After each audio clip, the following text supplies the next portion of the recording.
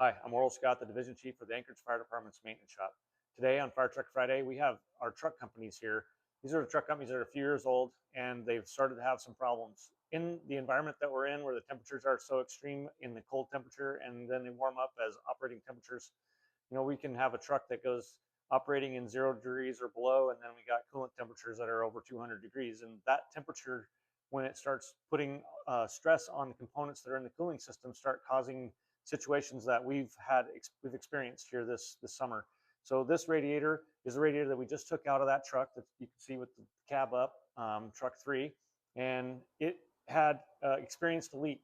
This style radiator has a seal right here that's crimped on. So you have a plastic tank with an aluminum body and it's crimped on, and that crimp is trapped inside there, a gasket, an O-ring between the plastic body and the aluminum radiator.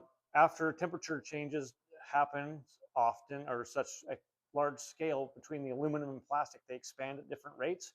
And what it does is it puts stress on that O-ring. So a typical radiator that's constructed like this will start to leak after several years because of the temperature changes.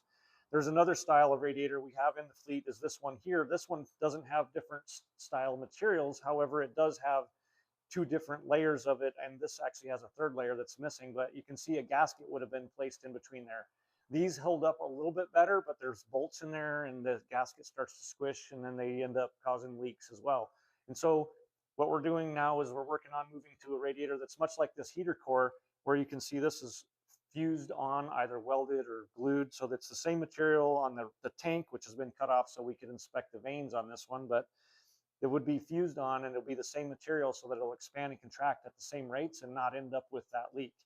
This is the preferred method for attachment. However, this is not, you can't maintain this.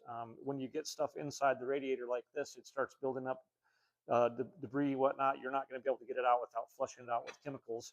Essentially, you can't take this apart in the field and put it back together either. So really the best thing is to move to these types of systems that are sealed up, fused, and not don't have the leak points. And so we're currently changing this radiator because of it, but when we move in the future, we're going to have the sealed radiator that's one system and not have multiple pieces for it to leak. Thanks for stopping by the shop.